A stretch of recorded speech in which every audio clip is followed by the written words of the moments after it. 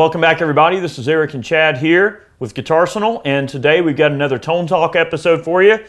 Today we're going to be talking a little bit about tuners, okay? And these are primarily tuners that we've used over the years, and we want to discuss some of our kind of findings and maybe our gripes and complaints and some of our sustains that we have with various tuners that are on the market. Some of the tuners I've used over the years and Chad used over the years we don't have here, but we do have some of the, I guess you would call them survivors. Some of the survivors. And things in terms of tuners that we've had. Tuner is probably the most used piece of equipment any musician, especially stringed instruments where you need to tune and stuff like that, is probably going to use overall. Tuner is a very important piece of equipment, and you should definitely not skimp on a tuner purchase. However, in this video, we will be talking about some lesser expensive tuners as well. So let's just go down the chain a little bit. I don't know. I think like being back in high school and in band and everything, we always had those really awesome like high-end Peterson Strobe tuners, and that's what everyone used to tune because they were chromatic and everything. You just go up to it, play your note, and then you would see the strobe run. Strobe tuners are essentially, probably the most accurate tuners I would imagine. Peterson Strobes are also probably the most expensive tuner you can get. Some legit old school strobe tuners can bring over $1,000. They're very high-end tuners. Strobe tuners are definitely the most accurate, as we mentioned. And then you have, so like you have a strobe tuner here in your rack mount. I do. It's an old Sabine RT 7100 advanced rack tuner. But I use this on my bass rig for the longest time, and I would plug my instrument directly into it, and then I would run out into my amplifier and then out to my power amp. And a lot of people would say that a rack mount unit like this would suck tone and all this kind of crazy stuff, but I never really noticed a problem with it. But you do have some strobe features, and then you also have just a standard feature like it'll tell you whether or not you're in tune, or the strobes, the lights will actually move, left for flat, right for sharp, and then green for in tune or just stay still. So very useful when you're on stage. You can actually mute these things too. So I could just, mute the thing with a button there, or you could use, I think, a foot switch for it. And you could tune on stage with your volume up on your instrument, and you wouldn't be coming through your amplifier, but you could quickly tune if you needed to. So not really a problem there. Plus you can do flat tunings, all kinds of interesting things with the digital tuners that you really can't do as easily and on the fly as you can with a an analog style tuner.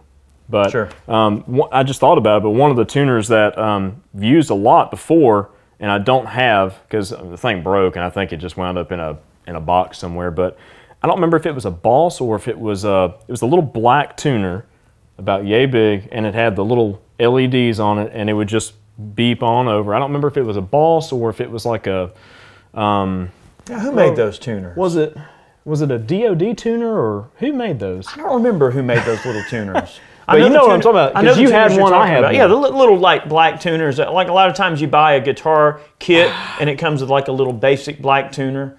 I don't remember. It might have even been Korg that made those. You know what? It was a Korg. Yeah, come to think of it, yeah. I think Korg made those little black tuners, and they're okay. I mean, they're going to have some inadequacies, not only like the way they pick up. So a lot of these things will have microphones on them, and they've got to be able to pick up the tone. Obviously, one of the first I guess nice tuners that I wound up buying was this Boss TU-15.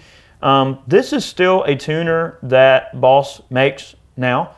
This tuner's about 15 years old. I've had it a good minute. It's got ins and outs. It's got a power switch to turn it on and off, obviously. It's got a backlight. That was one reason I really liked this tuner, because it had a little backlight. So if you're on a dark stage, you could see the needle moving. Now, it is an analog tuner.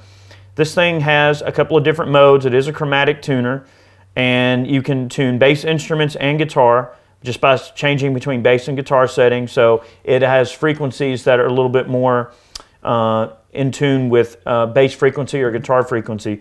And this particular tuner, one of the things that is cool too, it'll work even even without being plugged in. So it does have a microphone. Now the reason that this wound up off my board, I'm going to probably put this tuner back on my acoustic board. But what I used to do is I used to run it with an Ernie Ball mono volume pedal, And when the treadle is in the heel position on the volume pedal, it runs to the tuner out. So I would have this going out of my tuner out into the TU-15 so that when the heel is down, I could run straight to my tuner. But when the heel is forward, it bypasses the tuner completely and puts it completely out of your signal. I wouldn't put this in a signal chain. It needs to be in some form of a bypass loop or in a tuner out on one of your pedals. So one thing I don't like about this tuner, it has this AccuPitch setting. So when you tune a note, it'll beep when you reach the note. Beep, beep. So all the time you'll be playing, you'll hear this beep, beep, beep, beep down on the ground, and sometimes there's no way to get rid of it unless you physically turn the tuner off. Now I would run it on my pedal board and run it with the pedal power and be able to not have to worry about batteries, but it does have, you know, obviously a little battery compartment, which is probably frozen shut. The problem with that though is, you know, the convenience of being able to use it on stage and everything and just tune in between songs or sets or whatever the case is, but you know, you still get that beeping coming out of it. That's one thing. We wound up pulling it off your board when we started filming Guitarsenal videos because it was just beeping all the time, you know, just crazy. It would constantly go off. So the volume pedal has its use, so there are pedals that you can put your tuners in bypass. In his case, he's got one in his rack mount. He can mute and then tune. I don't even use this one anymore, really. I just literally pulled it out of the dark dungeon up here in the loft. So yeah. So I think we can agree that strobe tuners are the most accurate and the most expensive. Rack mount tuners represent a certain use depending on, you know, something that might work for you. Then you have analog tuners that have their place. I've been kind of turned on to, and we're going to talk about your cell phone app in a minute, but quickly we'll mention these Snarks. The Snarks. Yeah, I've been going to like a lot of the little open mic blues jams and things around the city, and you know, sometimes, you know, you get kind of thrown in and out pretty quick in terms of getting in on a jam, and you don't have time to always break out a tuner, do all this and that. These little Snark tuners are nice because basically you just take your guitar and you just clip it on the headstock.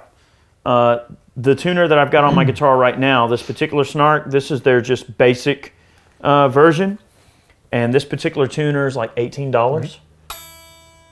So we can see I'm pretty close to being in tune. And it detects the vibrations of the neck of the guitar. It doesn't matter if everything's loud on stage. It doesn't matter at all. I mean, it clips on, it'll work with bass, it'll work with guitar. Now, a lot of people say that these tuners are not as accurate.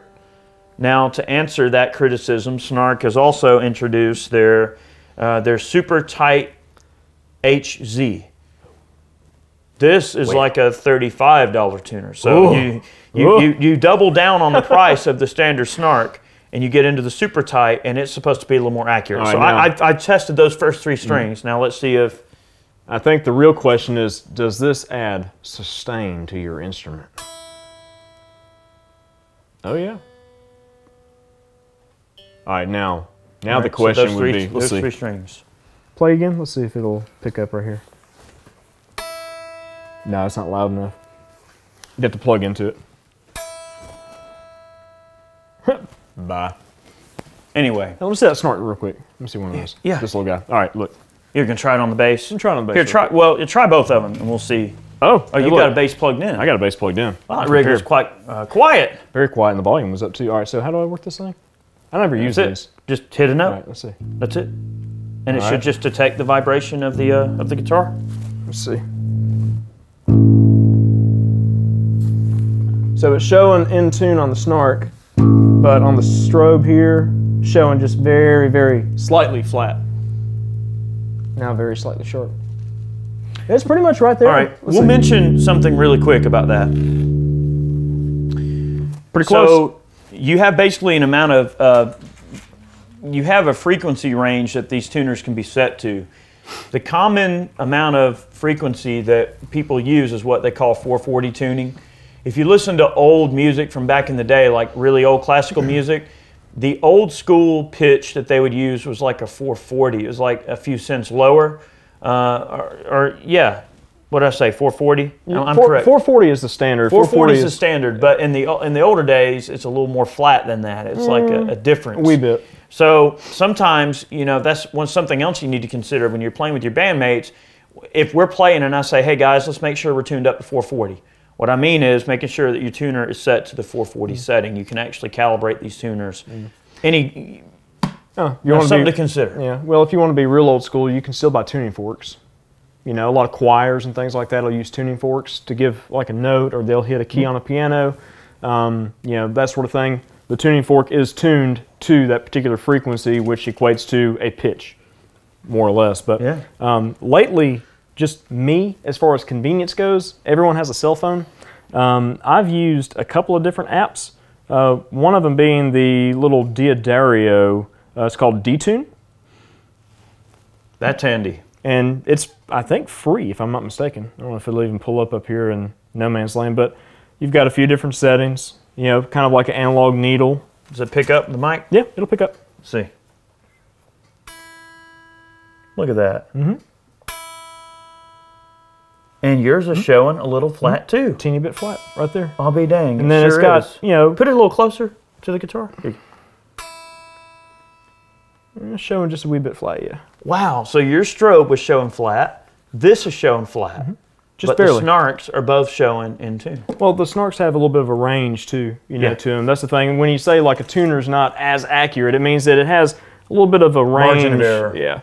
But the Strobe tuners, though, when you're using like one of the Petersons, there's actually a Peterson iStrobe Soft that's an app, and this is a strobe tuning app. So play that again. Well, let me see. Let me hit a. You may have to use a bass. Let me hit just a note on the bass here. All right, so you can see when it moves down, it's just very slightly flat. So now it's more flat. Oh yeah. Yeah. See. So watch.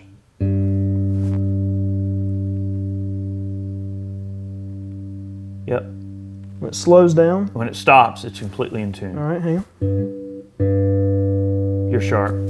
Bye. Barely. You're good. But you can really, really fine tune your tuning with a strobe type tuner. And I want to say this was like maybe 15 bucks, maybe 20 bucks.